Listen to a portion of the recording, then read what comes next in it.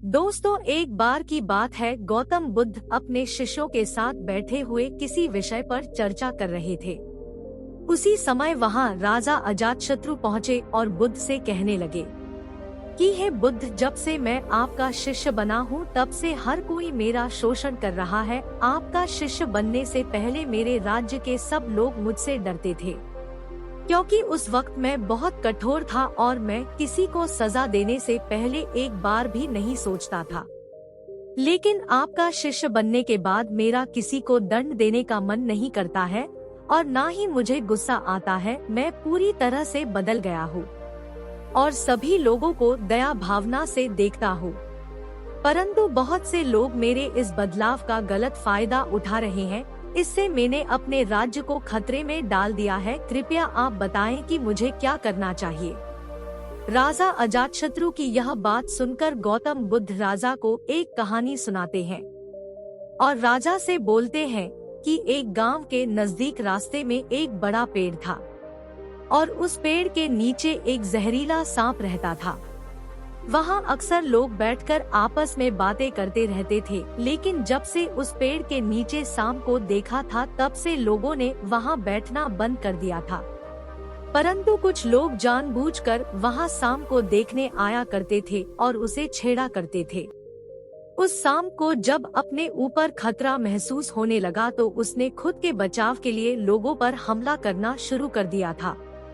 सांप ने गांव के कई लोगों को काट लिया, जिससे कई लोगों की जान चली गई। यदि पेड़ के आसपास कोई हलचल होती तो सांप वहां आ जाता और लोगों पर हमला कर देता। अब सांप की दहशत पूरे गांव में हो गई थी। लोगों ने उस पेड़ के नजदीक जाना बिल्कुल बंद कर दिया। एक दिन एक साधु उस गांव से गुजर रहे थे। तभी उन साधु की नजर उस विशाल घने वृक्ष पर पड़ी जिसके नीचे वो सांप रहा करता था। घने पेड़ को देख साधु के मन में विचार आया कि चलो वृक्ष की ठंडी छांव के नीचे बैठकर कुछ देर ध्यान लगाया जाए। उसी वक्त गांव के कुछ लोग वहां से जा रहे थे। तभी उन लोगों की नजर उन साधु पर पड़ी जो उसी पेड़ की ओर जा रहे थे।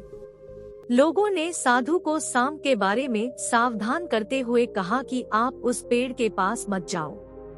वहाँ एक जहरीला सांप रहता है जो जरा सी हलचल होने पर हमला कर देता है और अब तक कई लोगों को काट चुका है। लोगों की यह बात सुनकर साधु मुस्कुराए और उस पेड़ की तरफ चल पड़े। वहाँ की जगह को थोड़ा साफ करके जैसे ही साधु ध्यान करने के लिए बैठे तभी सांप हलचल सुनकर साधु के सामने आ पहुँचता है और फुंकारने लगता है। फुंकार की आवाज सुनकर साधु की आँख खुलती है और वह सांप को देखने लगते हैं। वह सांप की आँखों में देखते हुए एक मंत्र बोलते हैं और मुंह से फूंक मारते हैं। चमत्कारी रूप से वो सांप साधु से बात करने लगा।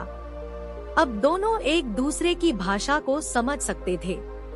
सांप साधु से बोला, क्या तुम्हें मुझसे डर नहीं लगता? तुम नहीं जानते यह मेरा रहने का स्थान है और यहाँ आने की किसी की हिम्मत नहीं होती है। साधु ने करुणा भरे स्वर में कहा, मित्र, इसमें डरने की क्या बात है? मैं किसी से नहीं डरता, क्योंकि मैं जीने का लोभ नहीं रखता हूँ और ना ही मुझे मृत्यु का डर है। सांप साधु की ये बातें सुनकर चौंक गया, क्योंकि सांप को इससे पहले कभी भी कोई ऐसा व्यक्ति नहीं मिला था, बल्कि उसको तो हमेशा ऐसे लोग ही मिलते थे जो उसे मारना चाहते थे या उसके डर से भाग जाते थे। सांप साधु से इतना प्रभावित हुआ कि वह साधु के चरणों में गिर गया और बोला, है प्रभु, आप बिल्कुल सही कह रहे हैं। आज तक मैंने जो कुछ भी किया है अपनी जान बचाने के लिए किया है। अपने क्रोध के चलते ना जाने मैंने कितने निर्दोष लोगों की जान भी ले ली है। इसके बाद साधु सांप से बातें करके वहाँ से चले गए। साधु की बात से प्रभावित होकर सांप ने सोचा कि आज से वह किसी को नहीं काटेगा और वह अपने क्रोधी स्वभाव को त्याग देता है, दूसरों को काटना बंद कर देता है। लेकिन इसका नतीजा उल्टा निकलता है। जब लोगों ने देखा कि सांप ने लोगों को काटना बंद कर दिया है तो लोग उसका फायदा उठाने लगे। जो लोग उससे दूर भागते थे वो उसके पास आने लगे और उसे परेशान करने लगे।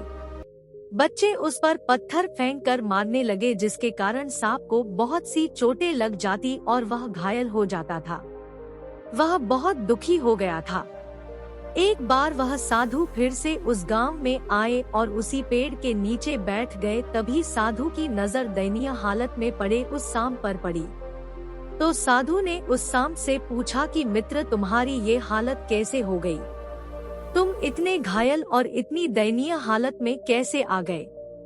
सांप ने कहा, जब से आपने मुझे अपने हिंसक स्वभाव को छोड़ने के लिए कहा है, तब से मैंने निश्चय किया है कि अब मैं किसी पर हमला नहीं करूंगा।